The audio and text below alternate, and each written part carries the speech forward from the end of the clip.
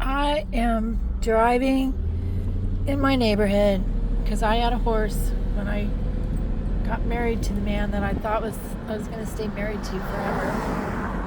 But he had other ideas. Like, I don't know. I was too young.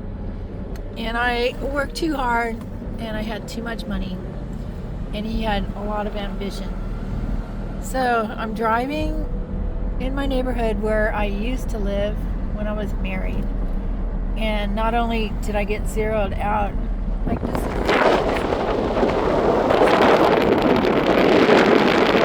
and paid off he went to medical school, so he had student loans. He was a lot older than me, but he was also a lot smarter.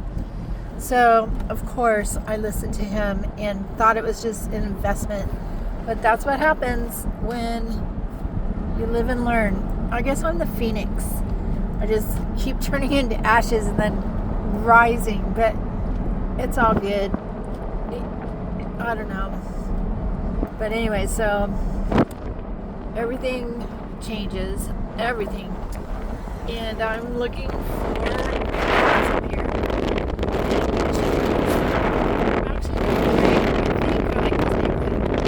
But I don't know if I want to stay in California. That's another thing. My brother lives in Texas. It's a lot cheaper, but where's the ocean? I guess if I went to Corpus Christi. But how can you beat this place? It's like pretty good. It's amazing. And I lived in Corona Del Mar. And then we went to Las Vegas and eloped because he put a lot of pressure on me to get married. I didn't know that's what narcissists do, but everything I'm reading about narcissists is pretty true.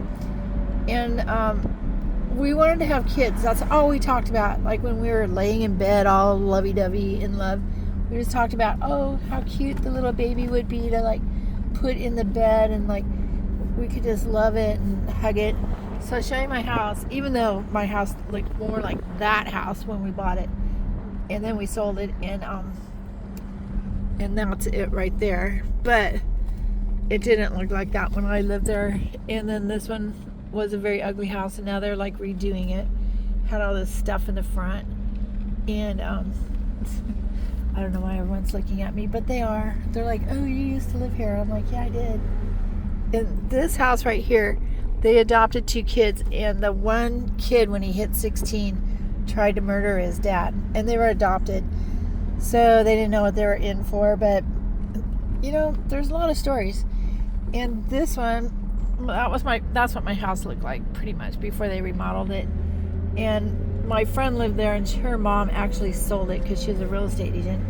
And now I've been doing real estate for like 30 years because I got divorced. I was only married for like 9 years, and then my ex-husband, he turned out I was his second wife. The first one was when he was in medical school at Harbor Day. He married her, and then they got annulled, but he got half of her house. So because when I met him, he had a Mercedes, and I'm like, how did you afford that in medical school? And he goes, oh, I bought a house, and he paid cash for the car. And so I was like, oh, this guy's pretty clever. In medical school from New Jersey, and he can buy a new Mercedes and blah blah blah. And to be fair, he was like pretty generous. Like he was pretty awesome. Like when I met him, it's just after we got married.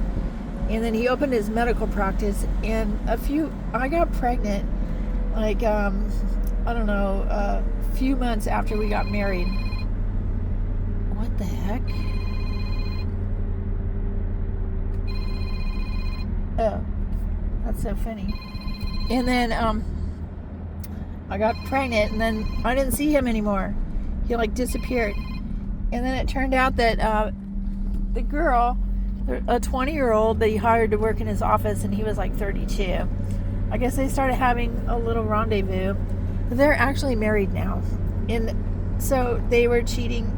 We got divorced, of course, because he wasn't around. He told me he didn't love me. And blah, blah, blah. So that was like pretty awful. But the divorce was fine. And then he sued me for 11 years because I was trying to support 2 kids. We were kind of homeless. And then we finally got a house. And then things were a lot different back then, though. A house was like $220,000. And these houses were like $300,000. So you know what I mean? Things changed. But I'm not bitter. It did take me a long time to get over it. It's because I didn't even find out that he was having that affair until his second wife, who was completely awful to me and the kids, she discovered their affair, and that's why they got divorced. So that was his marriage number 3. And now he's married to her, and they've been married for a while. I think they'll make it because I think they're both narcissists. So it works out, and I'm glad he's happy. And I'm just happy that he managed to ruin my life and ruin my son's life and ruin my daughter's life and alienated everyone. I'm just really happy that he is a good devil's disciple, and I'm glad that he got to do what he got to do, and I wish him the best. I do.